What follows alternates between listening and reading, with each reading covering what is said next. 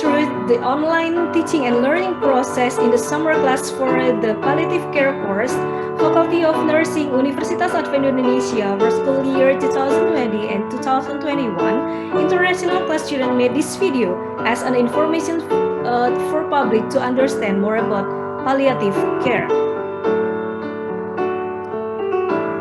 Just hearing the word palliative care can be scary when a doctor says the person you are caring for will help by palliative care. If one thing that means they'll pass away soon, it isn't always the case. In this video, we're going to talk about the palliative care means and how it can help the person you are caring for.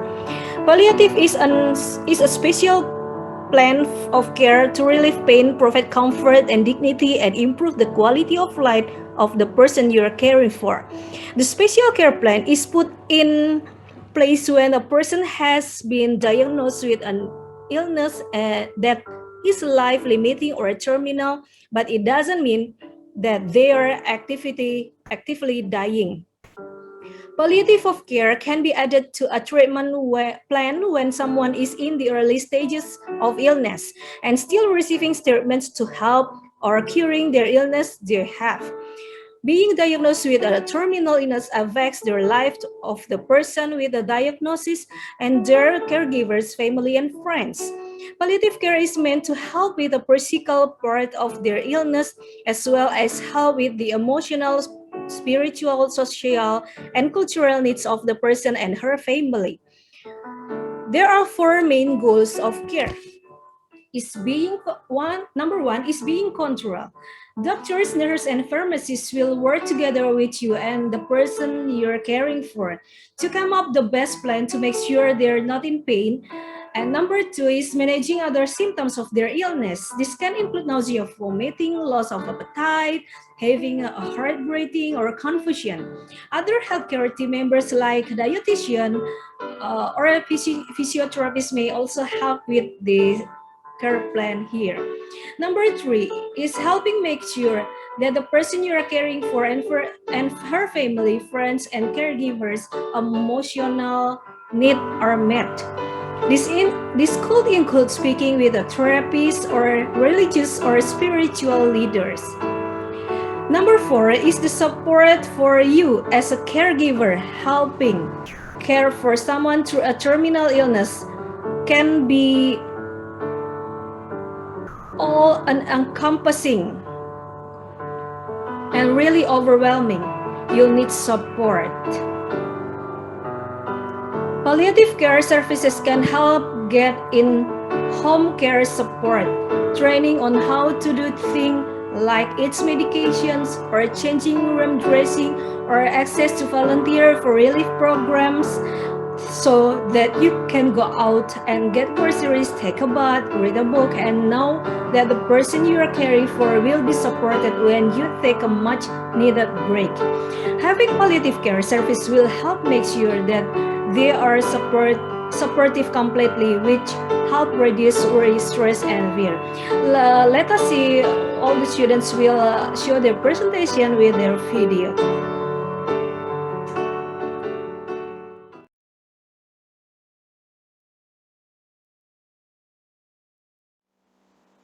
Hi, my name is Michael and I'm a third-year nursing student at Adventist University of Indonesia. In this opportunity, I'm going to explain concisely about the fundamentals of palliative care, which are the holism concept and holistic care. First, let's talk about the concept of holism. Holism is an idea that views a person as a whole, and it is concerned with the interrelationship between body, mind, emotion, and spirit. Florence Nightingale is the one who introduced this first in nursing practice. She encouraged care that focused on unity, wellness, and the interrelationship among human beings, events, and the environment for the healing of injured soldiers during the Crimean War, 1850s. This concept leads to the holistic care approach, which is a type of care that considers and tries to meet all aspects and needs of the patient and the family, include physical, psychological, social, and spiritual needs. Holistic care focuses on the individual and what is right for them. Holistic care approach is being used mainly in palliative care settings because most patients receiving palliative care experience what is called total pain, which is a type of pain that involves not only physical but also psychological, social, and spiritual of the patient as well. Thus, patients in palliative care setting need a holistic assessment and care as the management of their total or complex pain. Holistic care model is different than the regular model, which is the biomedical or Western medicine model.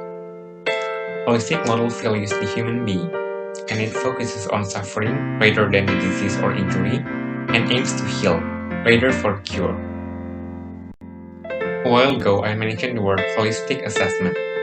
Now I'm going to talk specifically about this for nurses. So assessment is the first step in nursing process, and it continues throughout the care.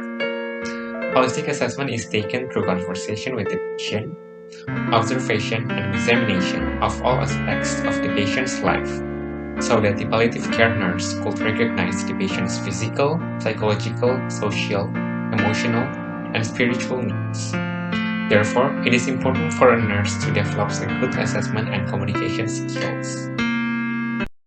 PEPSI-COLA is an acronym which helps and guides nurses in doing holistic assessment. It stands for P, physical, E for emotional, P for personal, S for social, I for information and communication, C for control and autonomy, O for out-of-hours communication, L for end-of-life care, and A, aftercare of family. Another thing which also included in the assessment is planning for the future, or the Advanced Care Planning, abbreviated as ACP. ACP aims to anticipate deterioration and explore what the patient and family want to do when the time comes. Now I'm going to talk about one of the key components of holistic care that is rarely discussed about, which is spirituality and spirituality care. Spirituality is a complex idea in which it refers to beliefs, and practices that relate to the human search for meaning in life. Some people include adherence to a religion in their spirituality, while the others relate their spirituality with their personal identities, relationships with others, secular, ethical values, or humanistic philosophies. According to the concept of total pain, which we already discussed before, spirituality needs of the patient must be considered, and it is an essential component of palliative care. Spiritual care recognizes and responds to the needs of the patient's spirit, which include the need for meaning, self-worth, express oneself, faith support, and a sensitive listener. Spiritual care begins with the patient, and what the nurse can do first is to take cues from them, observing and listening to what they have to say. Being with the patient is crucial, where the nurse conveying their willingness to stay with the patient during their hard time. Nurses need to be a sensitive listener. Nurses are not allowed to try and impose their own beliefs and values, or even use their position to convert another person or the patient. Spiritual care is a fundamental component in which it can enhance the healing environment for the patient. Unfortunately, only a few nurses that fully understand spiritual care. Thus, spiritual education is essential. Nurses need to remember that providing spiritual care is not about doing to, but it is more about being with the patient. So nurses' attitudes, behaviors, personal qualities are important. Today I want to inform about quality of life. Dono in 2003 refers quality of life to people's emotional, social, and physical well-being, and their ability to function in the ordinary tasks of living. An optimal quality of life is central to palliative care. Quality of life is subjective, multidimensional, and dynamic, also depends on the individualized context and vary at different stages of a person's life. Assessing the patient's quality of life is paramount since it helps nurses to plan and evaluate the patient's palliative care. Nurses may know what is right for the patient, but only the patient knows what is best for them. Patient-centered care and informed choice must be given in order to optimize patient quality of life. In short, holistic care is about recognizing an individual or patient more than just their biophysical being, but also the psychological, social, and spiritual components in order for nurses to be capable in truly give individualized care. So that's all I want to share with you guys about holistic care in palliative care. Thank you for watching this video.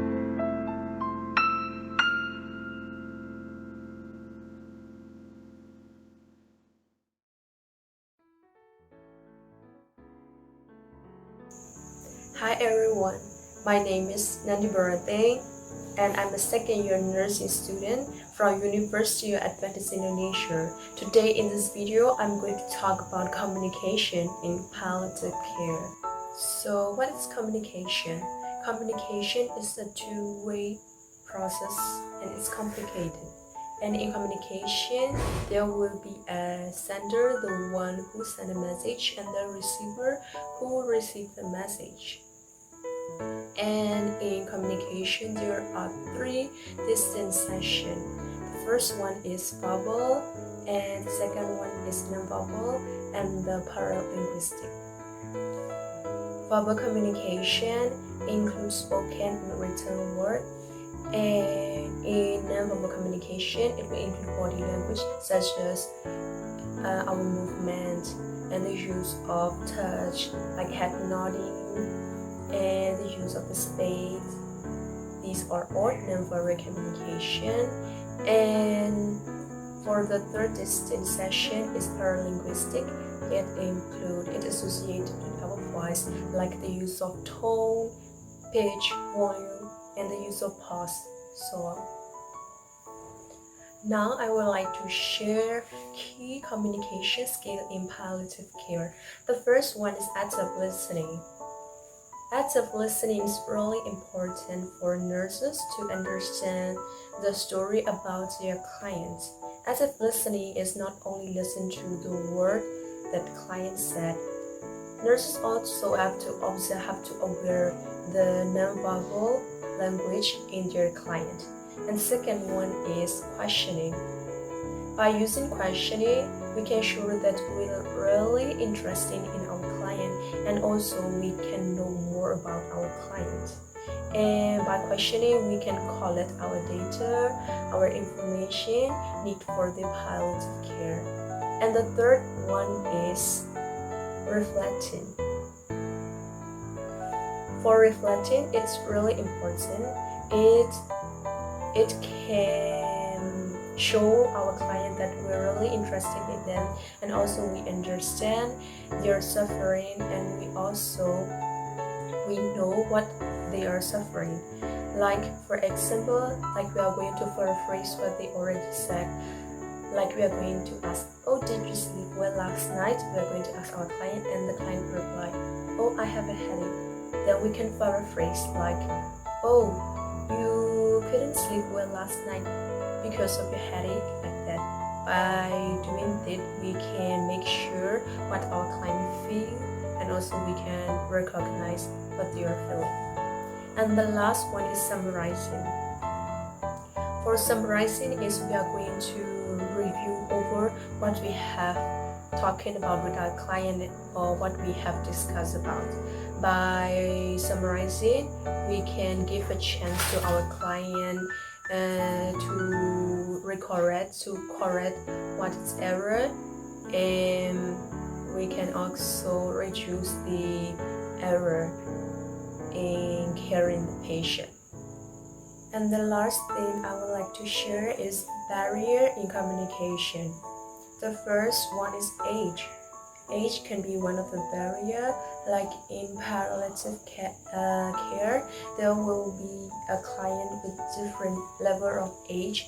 For children, if our client is children, Their language skill may stay developed and they may not understand the word sometimes the nurse said.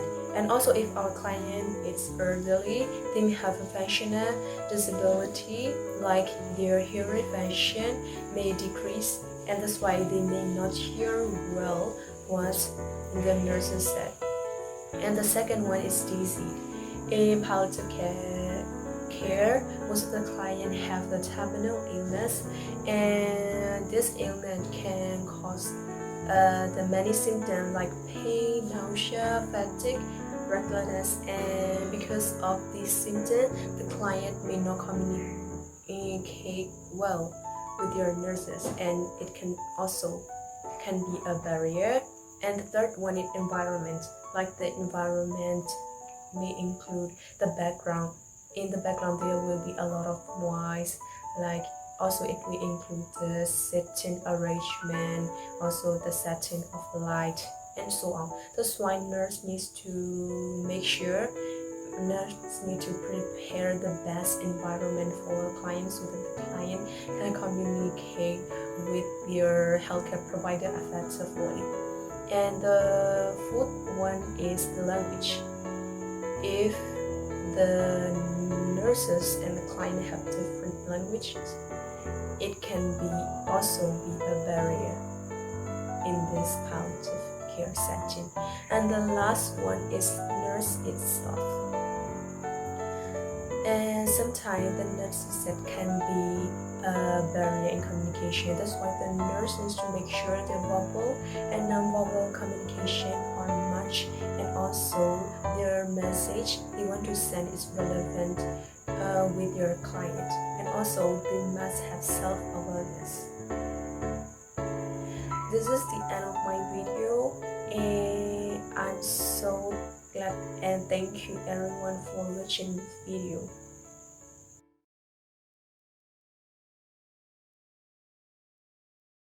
Hello everyone, my name is Conrad and I am a nursing student from the Adventist University of Indonesia, and in this video I want to talk about team working in palliative care. So what is a team? I suppose that we already know what a team is. Like in the school, the students study together as a team, or in the playground, the children playing together forming a team, or in the sport, there are football players forming a teams, basketball teams, and any other things. There are many terms that define what a team is. For me personally, team is like a group of people, often with different knowledge, skills, personalities, and they all work together towards a common goal. In palliative care, there are also people working together as a team to achieve the same goal, which is for the quality of life of the patient and also the relative. For example of the palliative care team member, which is the nurses, doctors, social workers, physiotherapists, occupational therapists, speech and language therapists, pharmacists, dietitians, radiographers, support workers, religious leaders, volunteers, clinical nurse specialists, and many other members in the team. Each of them have its own role, the role of professional that involved in the delivery of palliative care. In the principles of palliative care, teamwork is an integral part of the philosophy of palliative care. It is highly important. Why so? In the delivery of palliative care to the patient, it is respond in a many ways to the complex needs of the patient and their relatives, which means that teamwork is highly important. It is highly required to achieve the goal. Teamwork is a central part for the effective palliative care. The key person in the team is the patient and their family or relatives. The team that is working for the palliative care, which is the multidisciplinary team, which defined as people coming from different professions that involve the patient's care, but they often act alone and do not collaborate with others. It may be a dedicated palliative care team consisting of specialist palliative care medical and nursing staff, social worker, physiotherapist, pastoral carer, volunteers, and others. It may also be a virtual team which forms around the patient and carer with palliative care needs. The next team is interprofessional team working. Interprofessional team working is the professional responsible for the patient care collaborate effectively with each other to improve the quality of care. So, as we know that there are workers in the hospital that are working together as a team in delivering palliative care, let's pay attention to this. Let's say they have their goal in common, and they have their own role specifically, and all they need to do as a team is to implement it to achieve their goal. But, is it enough to make a team to work well? Is it enough to make a good team? What makes a team to work well? So let's discuss about that. The first thing, a good team need to have a shared goal where they all agree that it will be the best for the patient. But if one team fails to have the same goal, they can lead to tension within the team, and it could be gone into the wrong way. Therefore, we need to keep in mind as a team that we share the same goal where everyone agrees. The second thing that makes a good team in delivering palliative care is having commitment to team working. Of course, if you want your team to function effectively, sharing one goal is not enough. You need to have a commitment along with the other team. You need to make your own commitment as a team member. A team doesn't evolve because there's a group of people working together. A productive team requires persistent effort to ensure that the team keeps functioning. The next thing, which is the third thing that makes a good team, is mutual understanding and respect. If you have a team and want it to be a strong team, it needs to have a shared understanding. Don't leave anyone who doesn't understand behind. To ensure a successful team, each member have to understand each other's role and scope of practice. Newer member may have to prove their worth in order to gain respect and true membership of the team. A team will never be successful without a leader. The next thing that makes a good team is of course a leader. A team leader is the one who is responsible of encouraging and discouraging collaboration. It is highly important to have an effective transformational leader. One of the key tasks that the leader has to ensure is that the team has a sufficient knowledge to fulfill the patient's complex needs. Therefore, a good team leader can make the team deliver the palliative care with the best quality. The next thing that makes a good team is of course communication. Not only ordinary communication like the language we use every day, but effective communication. Effective communication is highly necessary in working with a team in palliative care. Open communication enables members to express views, thoughts, and feelings without fears. Possession of good interpersonal skills is vital if team members are to communicate with each other. Key interpersonal skills for effective teamwork include active listening, problem solving, decision making, verbal and nonverbal communication skills, assertiveness, stress and anger management, and conflict resolution.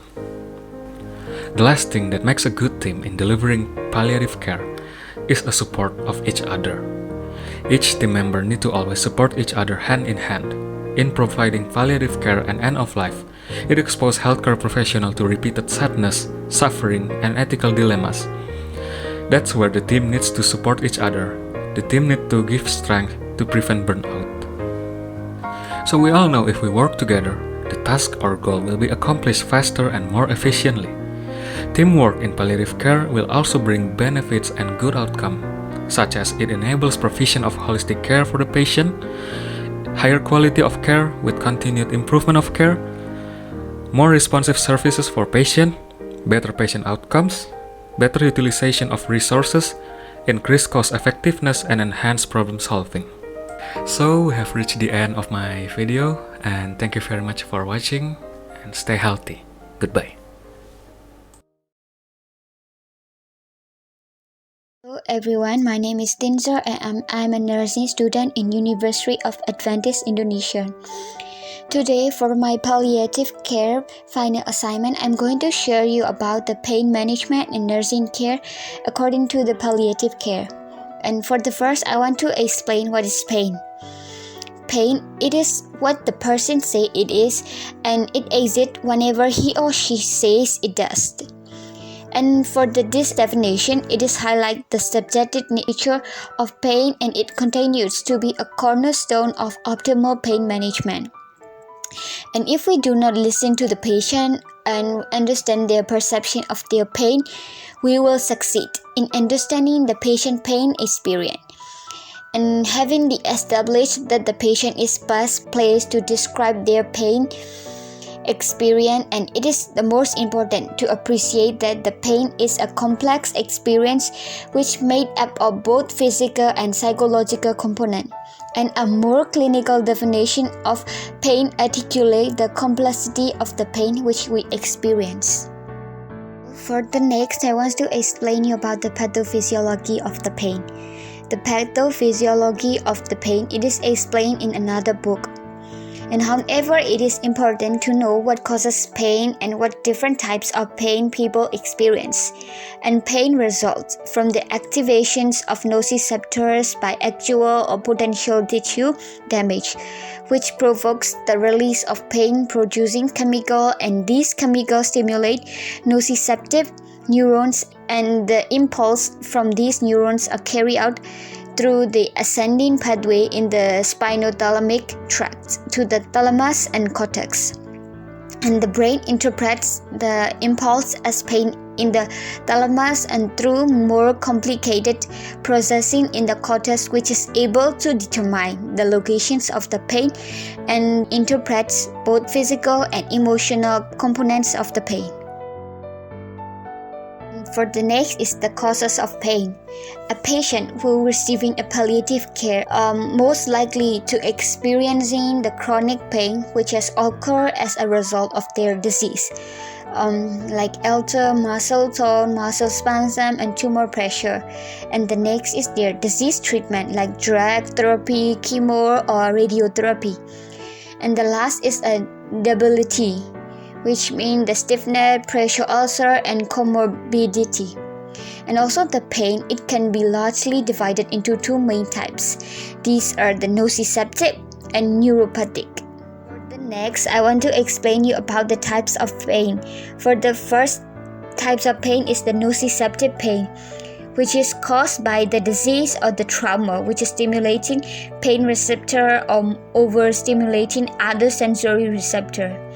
And the next is a visceral pain, which is also a stimulation of nociceptors in body organs, peritoneum, or pleural cavity. And also it is described as the sensations of the pressure, squeezing, cramping, or discomfort. And the next is the somatic pain. It is also a stimulation of nociceptor in skin, muscle, and bone. And it is described as the localized itch. And the next pain is the neuropathic pain. It is caused by damage to peripheral or central nervous or by nervous malfunctioning. And it is described as the stubborn, burning, shooting, tingling sensations. And it may also cause the altered sensation and response to stimuli. For the next one is I want to tell you about the pain assessment. Like for as a nurse, we have to ask you several questions to make the assessments. Like we can ask the patients about when did it start, when does it feel like, what would you use to describe the pain, and does it go anywhere else, or how often does it occurs and other else. And as for the pain there holds, there is two pain there hold. First is the lower pain, and the next is the raised pain. For the lower pain there has anxiety, fear, insomnia, fatigue, anger, sadness, depression, low self-esteem, and boredom and isolation.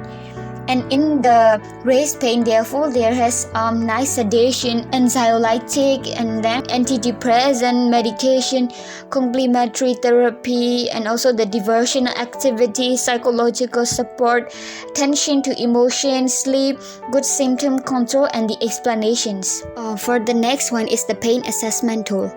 For this pain assessment tool, we can use the questioning that I tell you in the first pain assessments.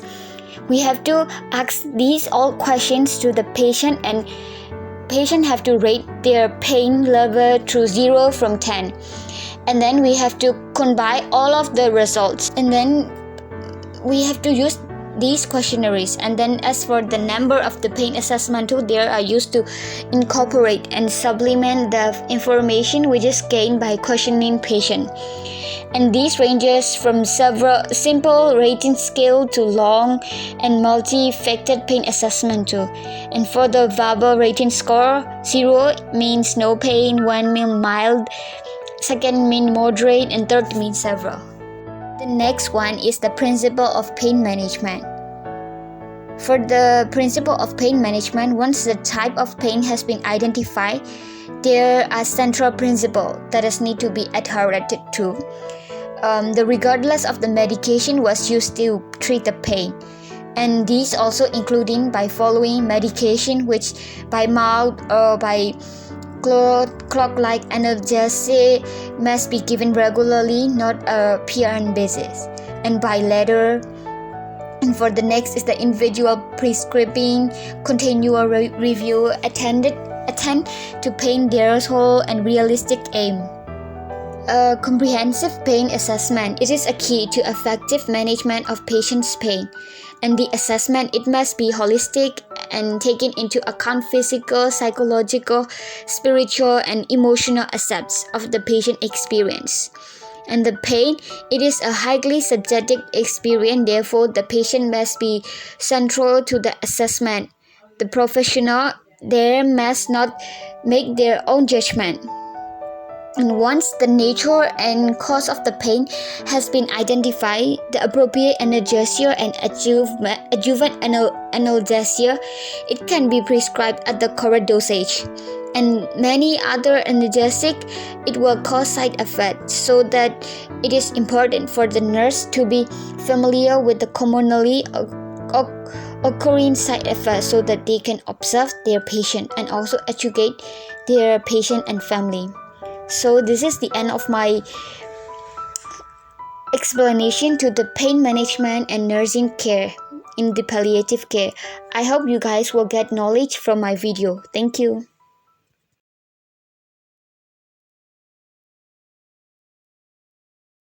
Hello everybody, I'm Alicia Nayawan, a nursing student in the Adventist University of Indonesia.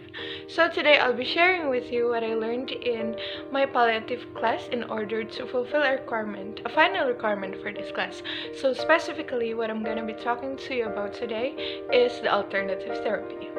So first off, I'm going to be asking you, have you ever taken medicine to relieve your pain? Or what we usually call painkillers. Have you taken those? So in palliative care, the care given are offered in order to improve the patient's quality of life, and one of it is to relieve pain. So as you know, when you take the medicine, there's always side effects. So this is where the alternative therapy comes in. So what is the alternative therapy? Alternative therapies are therapies done to relieve pain or stress without consuming any medicines. So what are included in this alternative therapy? So there are other therapies that are included, classified as the alternative therapy. The first one, there is biological therapies, which are the consumption of dietary supplements, and then there is mind-body therapy, which uses the cognitive aspects, directing it to focus on something else instead of the pain. And then there is manipulative and body-based therapies, which includes massage and body works, and there's also energy therapy and also physical therapies.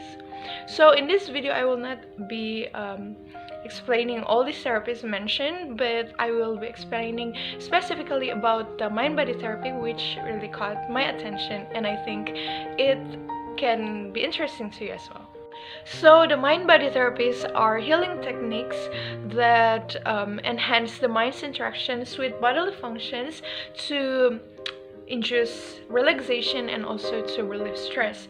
So researchers have also found that it is safe and effective in order to promote coping skills effectiveness, and also to relieve emotional and physical stress in cancer patients, which are a large population in the palliative unit. So the first one is imagery. So what is done in this imagery therapy is that you will focus on a mental image that you create, and that can evoke relaxation feelings instead of focusing on the pain. So the steps are very easy also. So what you do is first you find a comfortable position, and then you close your eyes, and then you start breathing slowly. Then you picture a calm and peaceful setting. It can be anything. It can be maybe mountain, or it can be by the seashore, and you imagine the scenes and details. For example, maybe you see some seashells and there's also palm trees there, or you can hear the sound of the waves. And then after that, you add a path to your scene.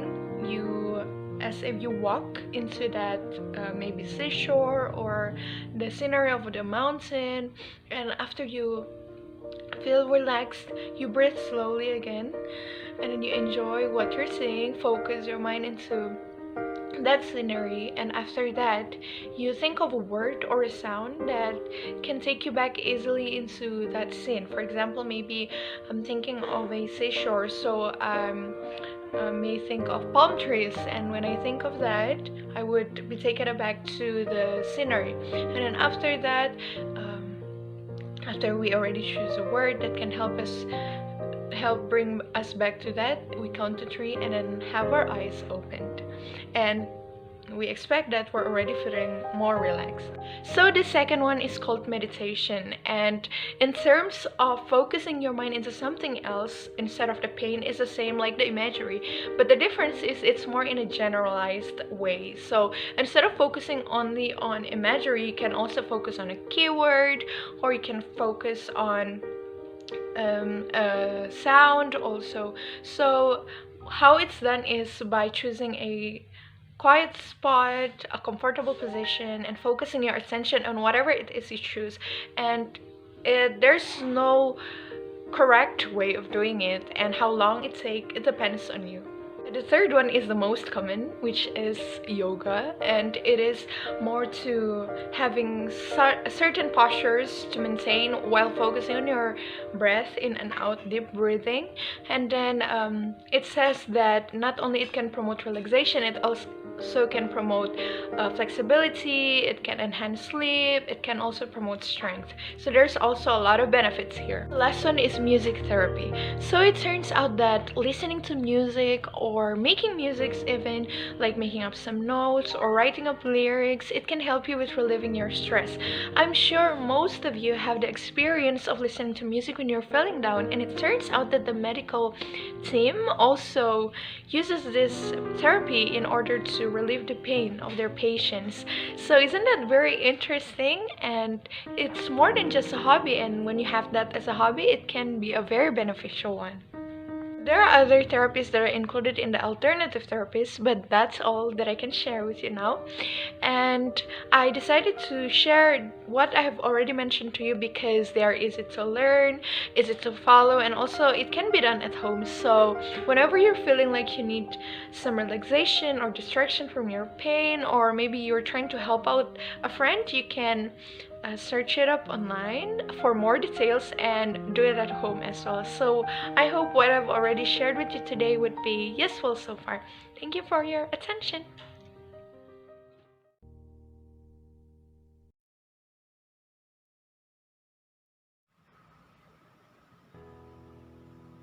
Palliative care is strongly related to death. In Eastern culture, we really appreciate life. As a nurse, we will make the patient happy. We will fulfill their needs physically, psychologically, culturally, spiritually, holistically. We will also minimize the symptom of the disease to improve the quality of life. And in Western culture, they have the different level of autonomy approach. So they will allow the patient to make decision for living. It may contradict with our culture, but maybe someday we will follow it. So if the patient comes to the hospital, or maybe they already in the hospital, they talk to the healthcare professional that they want to end their life, and the hospital assists it, agree with it. It is called assisted dying therapy or euthanasia. So usually the high dose of medicine will be administered or the treatment, all the treatments will be withdrawn from the patient. As a nurse, we have the responsibility to make sure that the patient has an incurable disease, because if they have the curable one, we need to focus to the treatment. We need to focus to make them recover, not to let them die. We need to make sure also that the patient is in good mental condition to make this decision. Means that they know the consequences of this therapy. They will die after this. And then we also need to make sure the patient is happy, in peace. They really want it. They really want to live. And as a nurse, we can help to prepare the medication, the equipment, but we cannot be the one who administer it, because it will contradict with our ethical principle, especially non-maleficence, do no harm. Since we already know that if we administer this medication, the patient will die. And then after the patient died, either because of this therapy or because of the disease itself, palliative care is not ended here. The family of the patient will be in grief, and we need to assist them in the grieving process. Based on the Kubler-Ross, there are 5 stages of grieving process that we need to know. The first is denial. In denial, the family will keep asking us to help the patient, to make them alive again, or maybe they hide their emotion because in their mind, no, the patient's still alive, not died. The second is anger. We know what anger looks like, so maybe the family can say unpleasant words or throwing things, hitting something like that. The third is bargaining. It is more to higher power. So the family might think, if I did this back then, maybe this won't happen. So it is also more to conflict within themselves. And then depression. In depression, they realize that they cannot do anything to change it, and they are really sad about it. The fifth, the last, is acceptance.